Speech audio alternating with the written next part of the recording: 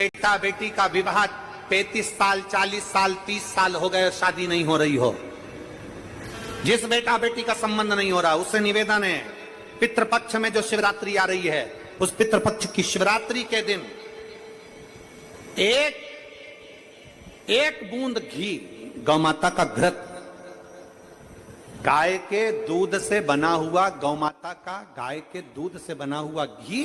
एक उंगली में जरा सा लगाकर जिस लड़का लड़की का विवाह नहीं हो रहा हो वो लेकर जाए, शंकर के शिवलिंग पर उसका लेपन करे और उसी उंगली को अशोक सुंदरी वाली जगह पर पीवरी के नाम से, पितृपक्ष में सुखदेव जी महाराज की धर्म पत्नी पीवरी के नाम से अगर अशोक सुंदरी वाली जगह पर लगाकर एक लोटा जल भगवान शंकर को समर्पित कर दे तो उसका विवाह होता ही है। अगला पितृपक्ष आएगा उससे पहले उसका विवाह होगा ही होगा, विवाह होगा। गौ माता के दूध से बना हुआ घृत और निवेदन रहेगा सभी जिनके घर में अगर 35 साल 40 साल 30 साल 25 साल हो गए, 15 साल हो गए, 20 साल हो गए, शादी के बाद में अगर संतान का सुख नहीं हो रहा है, संतान का सुख, तो उनसे निवेदन करेंगे, उनसे निवेदन।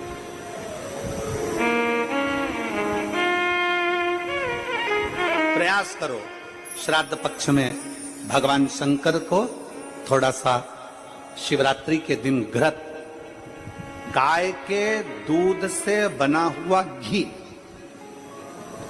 गाय के दूध से, नकली नहीं, नकली ने तो अभी धमाल मचा रखा है तिरुपति में, नकली नहीं।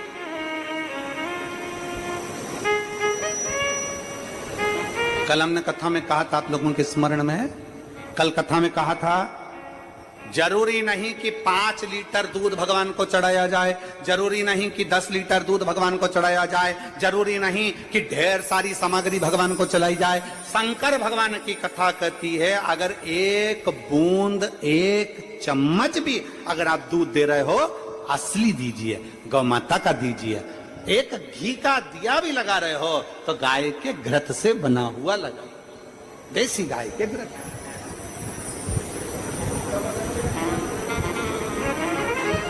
थोड़ा सा भी दो पर भगवान को शुद्ध दो, थोड़ा सा, अशुद्ध नहीं चाहिए भगवान। प्रेमवश भगवान को। अब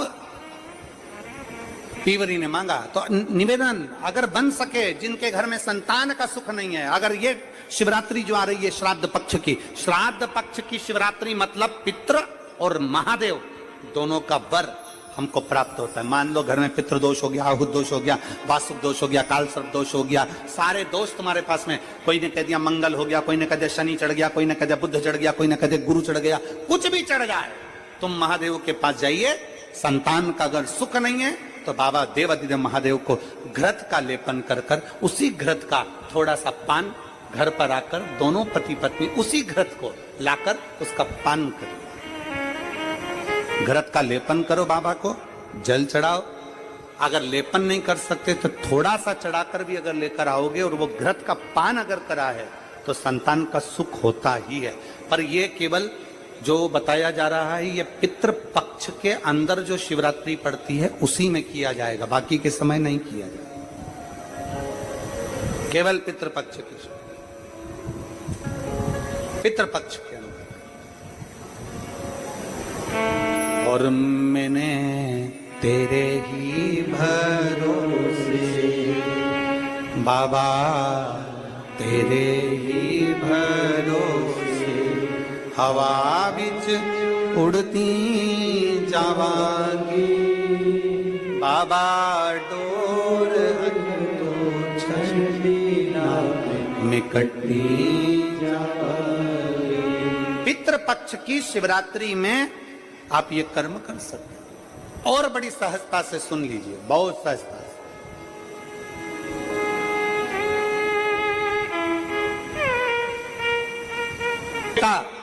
कहीं ना कहीं इंटरव्यू देने जा रहा है,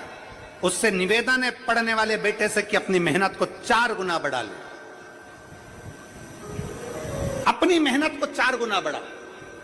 खूब पढ़ो, खूब अध्ययन करो। और जब इस पितृपक्ष की शिवरात्रि आ रही है तो पितृपक्ष की शिवरात्रि पर एक बेलपत्र पर हमेशा आप लोगों को कहा कि आप कभी भी परीक्षा देने जाना तो बेलपत्री की मध्य पत्ती पर शहद लगाना। पर अगर पितृपक्ष चल रहा है और पितृपक्ष की शिवरात्रि है तो मध्य पत्ती पर थोड़ा सा गौ माता का घृत, गाय का घी उस बीच वाली पत्ती पर लगाकर बाबा देवाधिदेव महादेव को इस डंडी का मुख उत्तर की ओर, डंडी का मुख कहां पर हो, जम के बोलो जरा, उत्तर की ओर। उत्तर जानते हो मतलब जहां शंकर जी का पानी बहकर जाता है उत्तर की ओर डंडी का मुख हो। अगर डंडी का मुख उत्तर की ओर रखा है और घृत लगा हुआ आपने ये पितृपक्ष की शिवरात्रि पर अगर समर्पित किया है तो ये निश्चित है अगली शिवरात्रि जब आएगी पितृपक्ष की तो आपका पत्र उससे पहले इस व्यासपीठ पर जरूर मिलेगा, निश्चित। पितृपक्ष की शिवरात्रि साधारण नहीं है। पितृपक्ष की शिवरात्रि में एक भगवान शंकर और पितरों का एक आनंदमय भाव प्रकट होता है, आनंदमय भाव।